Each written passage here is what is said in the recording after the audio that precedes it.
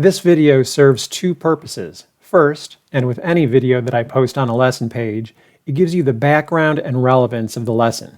Second, and because this is the very first lesson in fretDrills, I'm giving an overview of how the game types work along with some tips to get the most out of them. So this video is a little bit longer than the typical lesson page video. fretDrills, guitar app. Where you go to drill the patterns of the fretboard into your memory. You'll learn by playing games on your mobile device or interactively with your guitar. C, A. From fretDrills.com, clicking the Apps button brings you to the interactive table of contents.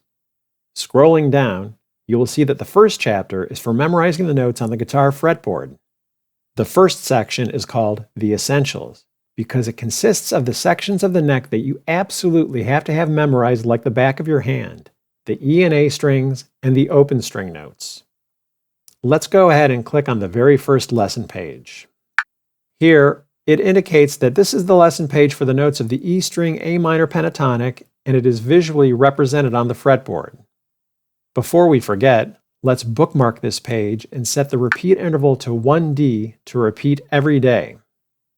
Let's use the forward button to sequence through the next couple of lessons to see how this one fits in. After this, we add the rest of the A minor natural notes. Then complete the string with the chromatic notes. Then the sequence repeats for the A string. Then, the Essentials chapter finishes with the notes of the open strings. Let's get back to our original lesson page. Okay, we see that fretDrills has a whole bunch of lesson pages organized in the table of contents. So, what do we actually do on these lesson pages? Scroll down to the lick looper. To explain what it's all about, let me show you the Track Select dropdown. It has a list of licks. You can either play just an individual lick, or play them all in order, or randomize them. When you are first starting out, get familiar with the licks first by playing them individually or in order. Once you're familiar with them, then randomize the list. Let's have the lick looper play a lick so we can see what it does. Click Load. Let's set Track Select to only play CA. Click Play. CA.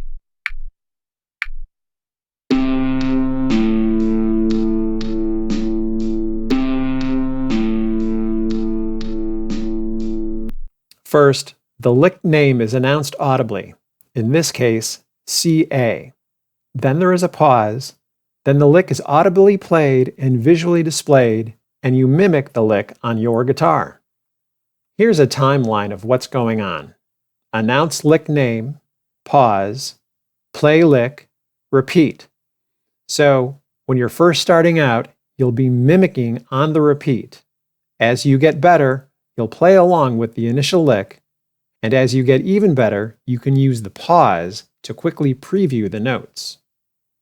There's even two more levels.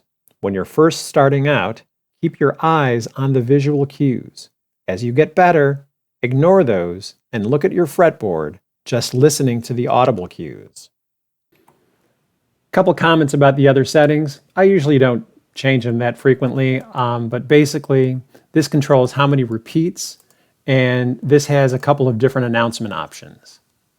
By the way, if you're messing around with settings and stuff and the lick looper kind of loses its mind for a minute, just refresh the page.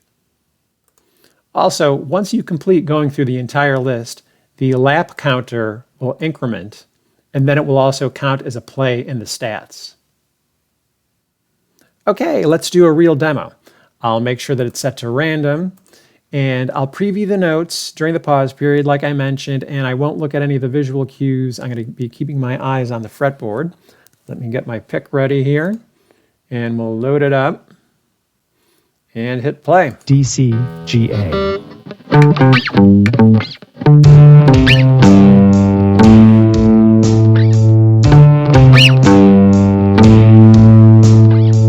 G, E, C, A.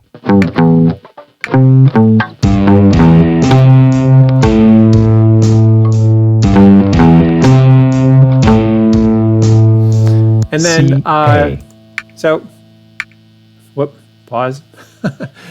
So that's how it works. You get the idea. You just keep going through the random list and do it until your lap counter hits 1, and then it counts in the stats for the day.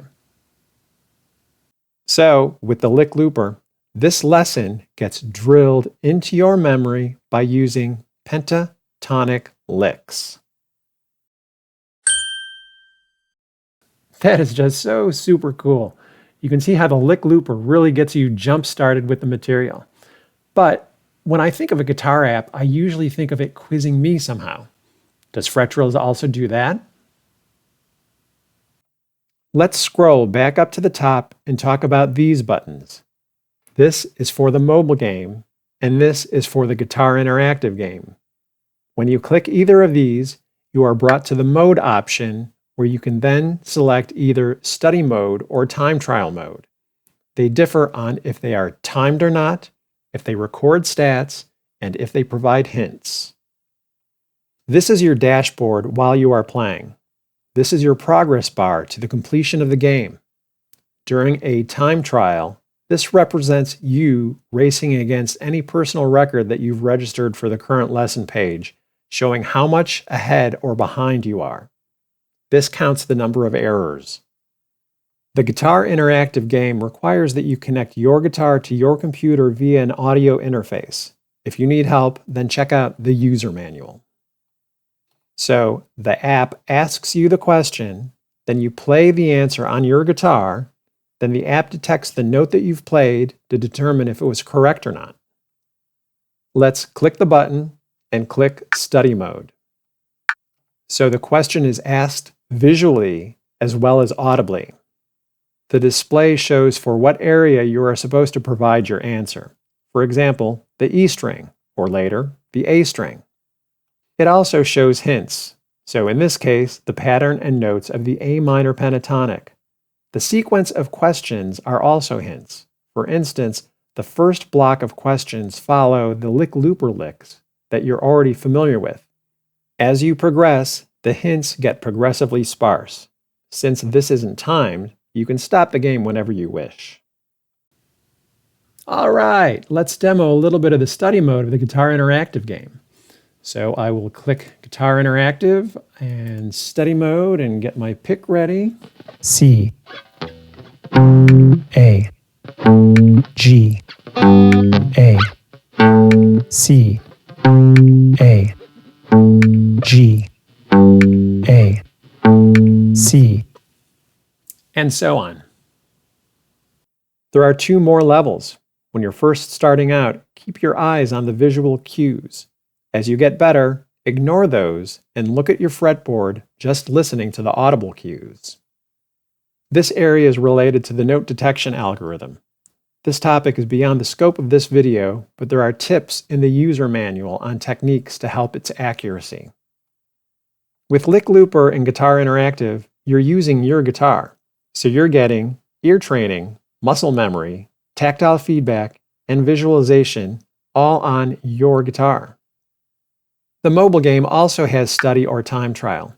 It operates just as you would expect, where you tap the answer on your screen or use your mouse on desktop. Keep in mind that the answer area can be a variety of types. For example, here the question is asking you to name the note, and you provide the answer on a virtual piano keyboard. By comparison, here you are asked to identify the fret number.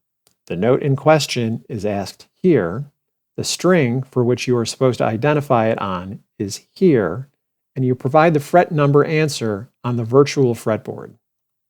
The mobile game is great because it allows you to continue memorizing your lesson even when you're away from your guitar. All right, let's demo a little bit of the mobile game, and we'll do a time trial one this time. So that's a G, that's an A, that's an E, that's a D. You get the idea. Then we'll get to a part where instead of naming the note, we're going to name the fret number. So C is on 8, A is on 5, G is on 3, A is on 5, C is on 8, and so on. Whoa! You can really see how the note detection of the guitar interactive game and the convenience of the mobile game really drill the patterns of the fretboard into your memory. But why did we use the A minor pentatonic scale as the very first lesson? YouTube has all kinds of suggestions on how to memorize notes. Find the B, C, and EF notes since they are adjacent. Use patterns like bead since they spell a word, etc. These ideas aren't necessarily bad, but when possible, I prefer to start out with something that is musically meaningful. FretDrills can do this because we've got the lick looper to get you kick-started. Guitarists begin their soloing journey with the minor pentatonic scale, since it is the most versatile. I chose A minor to start with since it has no sharps or flats. Then, once you've got the A minor pentatonic as an anchor, incrementally adding the rest is like falling off a log. So, we got an introduction to some of the FretDrills memorization tools while looking at the very first lesson page.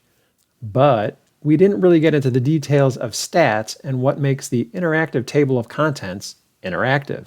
That's covered in a different video. If you're new to FretDrills, then you may want to circle back to the beginning of the Start Here playlist. Otherwise, watch the next video in the sequence.